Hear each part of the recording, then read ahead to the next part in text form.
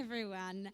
My name is Linda. I'm a children's book author, illustrator, programmer, and a recovering startup person. And this talk is about how we humans contain multitudes. We can be many things at the same time.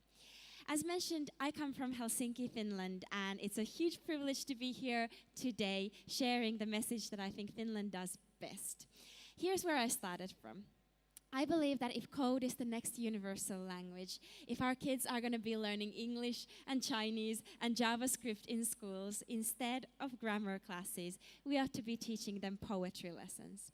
And what I mean with that is the idea that we don't learn a natural language only by conjugating irregular verbs or practicing different nouns. We learn a language by using it and by using it in different ways.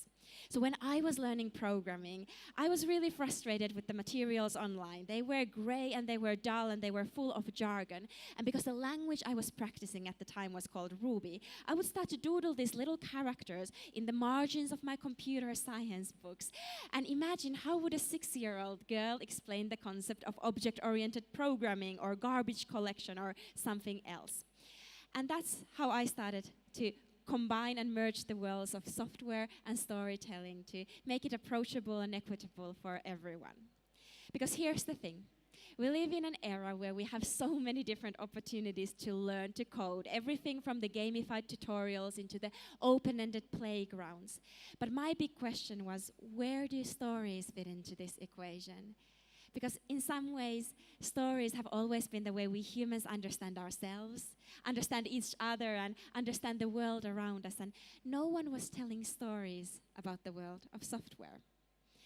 And I decided that, okay, this is going to be my passion in life. This is going to be my future, to write about computer science, not only about the coding, but also the computers, the networks, the machine learning side of things. And the Hello Ruby book series has grown into a series of 4 books translated into 25 languages. And I myself believe that my mission in the world is to actually prepare kids for a world where more and more of the problems around us are actually computer problems. But the biggest, the hairiest, and the most frustrating problems in the world can't be solved with the brains of the current engineers alone. We need a radically more diverse group of people to get excited about the possibilities of technology. So with that in mind, I wanted to offer you the A, B, and C of technology education the way I would see it for the 21st century. And it starts with the idea of Edgar Dijkstra, who says that computer science is no more about computers than astronomy is about telescopes. It's about thinking skills and applying these thinking skills into problems we see in our world. And A, obviously, is for an algorithm. With the kids, we start from the very basics. They meet Ruby. Ruby is a 6-year-old little girl, completely fearless, a little bit bossy, very imaginative. And when Ruby's dad tells Ruby, "Oh, Ruby, we're running late from school, you need to dress up," Ruby does dress up, but she leaves her pajamas on because Dad didn't specifically tell her to first take the pajamas off. And then when Ruby is told that, "Oh, Ruby, your room is a mess, clean up all the toys." Ruby cleans up the toys, but she leaves the pens and papers on the floor because, come on, Dad, pens and papers are not really toys. And in some ways, I'm raising the most obnoxious generation of kids ever, and I do truly apologize for that in advance, but they also learn something very profound about how to speak to a computer through a story. Namely, you need to give very exact commands. Commands need to happen in the right order. You need to be careful when you name things. And finally, the thing I'm most jealous for engineers, the idea that even the biggest problems in the world are just tiny problems stuck together. And if there's anything I wish kids would take away from my stories, is this approach to life.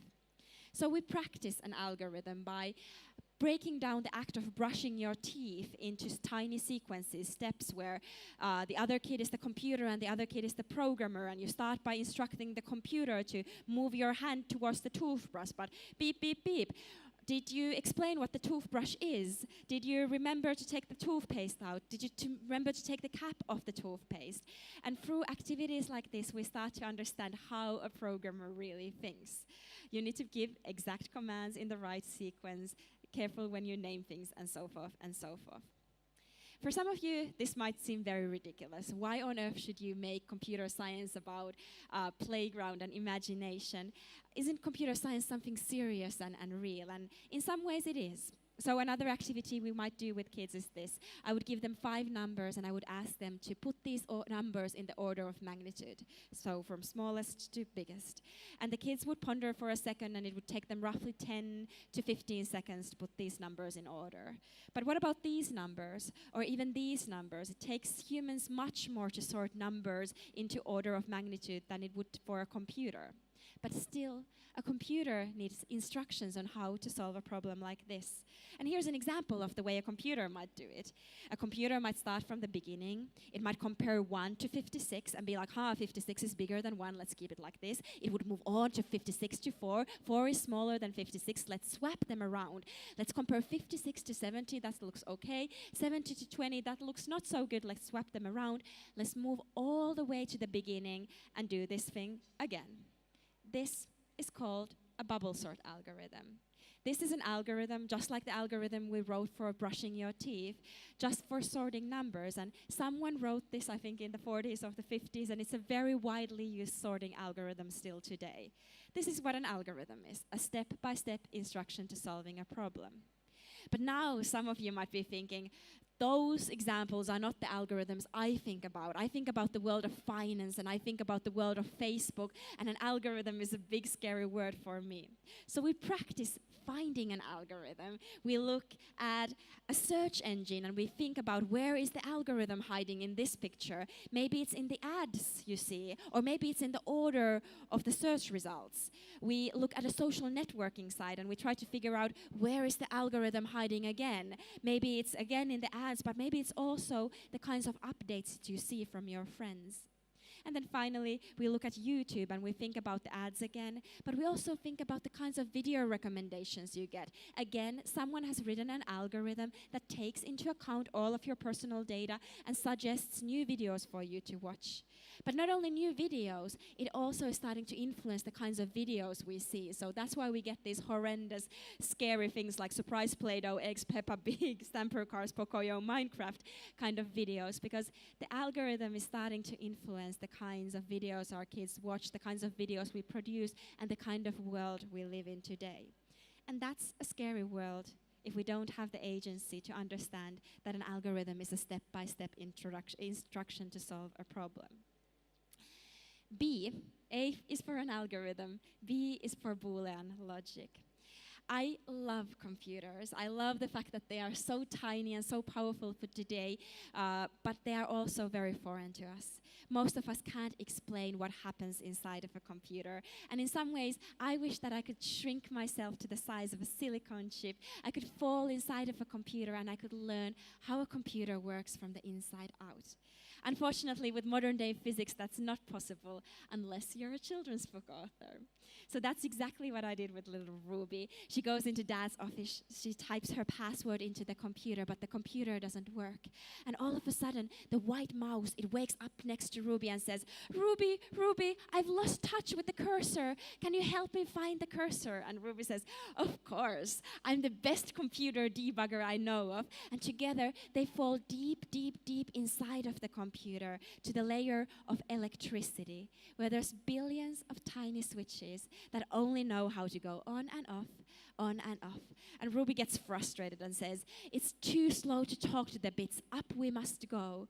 So they go to the layer of the logic gates, where there are these tiny mathematical operators who take these bits, these ones and zeros, and make a little bit more complicated things with them, but still pretty hard to understand. So up they go until they meet the hardware layer of the computer, where there is the CPU, who's really good at bossing everyone else around and giving instructions, but really forgetful, so it needs help from other components.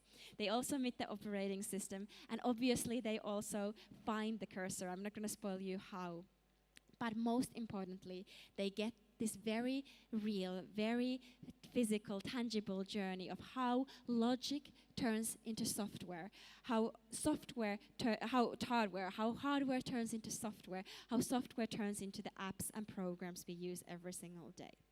And very importantly, the kids understand that while computers are magical, they are not made of magic. They are made of logic. And that's what I wish every 21st century kid would understand. Because this is the last generation of kids that is going to remember the computer as the keyboard and the mouse and the screen. For the next generation of kids, the computer is going to look radically different. And we need different methods and metaphors and ways of explaining what a computer can do, what is inside of a computer, how a computer functions, and that's where the kids actually know best.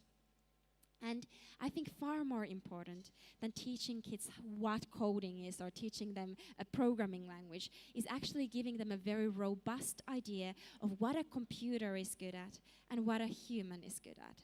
The most important thing is to give kids a mental model of what a computer can do and what a human can do well.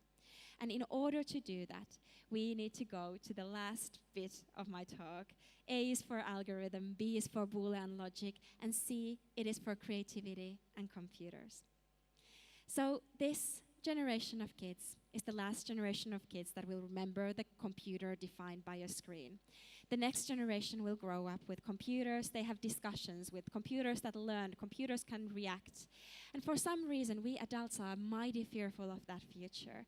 When we talk about artificial intelligence and machine learning, we talk like they are medieval monsters that are taking over the world. We think about the Skynet and the Terminator, and we move our own prejudices to our children. And while it is true that machine learning right now is doing amazing things, what is actually happening is we just have vastly more data that gets processed and vastly better algorithms that use that data to do things that used to belong to us humans only. So things like the ability to see, the ability to move, the ability to communicate, and the ability to reason, even the ability to create to some extent, are things that we humans used to be able to do, not computers. But slowly we are giving these abilities to computers. But they are no closer to grasping any of the core consciousness, the soul of us humans than they were, say, 70 years ago. Because what happens is this. In the past, if we were to ask a computer, is this here a cat?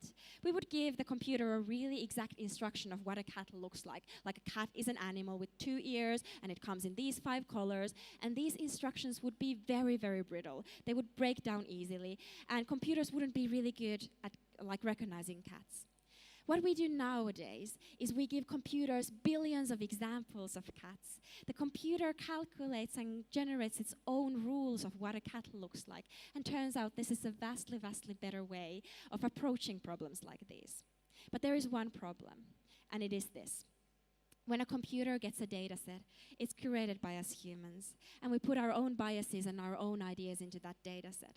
So for instance, with the kids, I do this exercise where I give them 4 pictures of a cat, and I ask them, what is the bias that a computer is going to get about the idea of a cat based on these 4 training data examples? And the kids look and they are like, all the cats have blue eyes, all the cats are gray. And I say, exactly. Now draw a cat that is neither. It's not gray or it's not doesn't have blue eyes. The same with teacups. If we want to teach the concept of a teacup to a computer, if we accidentally only show teacups with the handle on the right-hand side, the computer is never going to recognize a teacup with the handle on the left-hand side. And this is all fine and okay. But as we are automating more and more of the systems and the democratic tools in our society, what happens in a world where a computer only gets a training data set of nurses who are women?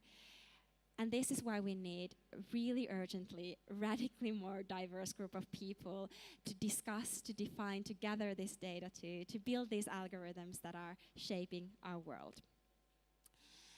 Kids deserve this future. They deserve to see themselves as makers, as creators. And I want to see a world where AI is not only used for optimization, for efficiency, or for maximization of profit. It might be that our kids won't learn programming the same way I learned it, by writing flowcharts or by writing instructions. Maybe they learn programming by collecting examples of toothbrushing activities. But I believe that by having a creative and curious attitude, our kids are going to grow up in a much better world. And it starts with this story. So here's an example from Antoine de Saint-Exupéry. I think many of you have read Little Prince. And Antoine de Saint-Exupéry, he draws a picture of a boa snake that has eaten an elephant. And he shows this picture to kids and they say, oh, it's a boa snake that has eaten an elephant. And then he shows this picture to adults and they say, it's a hat. And Antoine de Saint-Exupéry gets really desperate and sad and thinks, what is a world where people only see a hat? And I don't want to talk to these people about adventures and forests and exciting things. I want to talk to these people about neckties and politics and golf. So if this is the dynamic between adults and AI, kids, what is the dynamic we could have with kids and AI or adults and AI? So what I did is I put this picture to the Microsoft Vision image recognition network, and it looks at the picture for a moment and it says, I'm not really confident, but I think it's a close-up of a guitar. And this is the kind of future I want to see, where man and machine work together, like sparking ideas by creating new things, by having ownership over what gets created. Finally, a few months ago, I read this article on The Guardian, and the article said that British kids were shown two kinds of pictures of natural species and pictures of Pokemon species. And the British kids were far better at recognizing the Pokemon than the things that live in the real world. So by simplifying a little bit, they were better at recognizing Bulbasaur than the badger, better at recognizing Bulbasaur than the birch tree. And the researchers were worried, because what happens in a world where we don't have language to express what happens in the world around us? How do we have agency? How do we have equity? And I agree with this. I think it's important that we have language around natural world, but I think it's equally important that we have agency around the technical world. Because how many of us can hand to heart say what a bubble sort algorithm is, how Bitcoin works, or what is blockchain? We throw these words around like suitcases. And the next generation deserves better. A few months ago, I spoke with a little boy who asked me, Linda, is internet a place? And I say, no, internet is not a place. Internet is a network of interconnected computers. It's an information superhighway. You go and surf on it. And then I realized, oh shit, I'm talking about the internet of the 90s. My internet. For this little kid, he has never disconnected. He has never pushed the disconnect button on the modem. And for him, internet is something radically different. So is internet the fiber optic cables that go from the bottom of the sea all the way to the space? Or is internet the protocols that define how our data travels around the world 8 times in a second? Or rather, is internet all of the creativity that happens when the 6 billion of us all of a sudden are connected to one of us? This is the challenge with technology. It's not only the hardware, it's not only the software, it's all of the magic that happens when we humans work together. And I'm going to end up with a new definition of technology. Because technology, it's not about machines, it's about us humans. Techniques, skills, and competencies alongside the tools needed to do the job. Agriculture is technology, democracy is technology. This is what the Greek already said 1,000 years ago. But I want to offer you a final explanation that comes from a 9-year-old little girl. And I asked her, what is technology? Who uses technology and what is it used for? And this is her answer. She goes, technology is electricity that loves. It is used to play.